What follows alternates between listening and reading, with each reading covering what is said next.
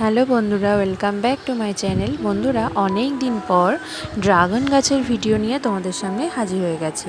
তো দেখো, আমার এই অনেক পুরনো ড্রাগন গাছটা, যেটার কোনো রকম পরিচর্যা করার সময়ই আমি পাই না, তবুও গাছটা আমাকে নিরাশা করেনি।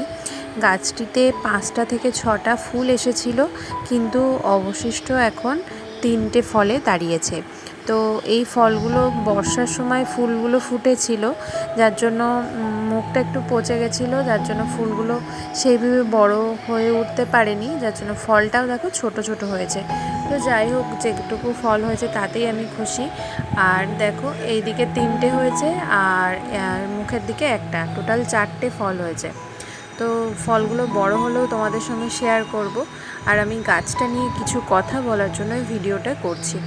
বর্ষার সময় যদি ড্রাগন গাছের ফুল হয়, তো লক্ষ্য করতে হবে ফুলের মুখটা পচে যাওয়ার আগে, ফুলটা শুকিয়ে গেলে মুখটা কেটে দেওয়া। যে ভুলটা আমি এখানে করেছিলাম, যে ফুলটা পচে যাওয়ার আগে কেটে দেওয়া হয়নি, যার জন্য একটা দুটো ফল একটু কেমন হয়ে গেছে।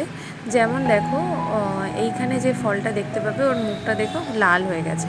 আর এই গাছটা দেখো, এই জায়গা থেকে আমি কাটিং করে দিয়েছিলাম, তো এখনও ফল আসেনি। গাছটার বয়স প্রায় 1 বছর মতো হতে চললো, আর অনেকটাই বৃদ্ধি হয়েছে। আর এখান থেকে 3টে কুশি ছেড়েছে, তো এগুলো আমি আবার কেটে দেবো।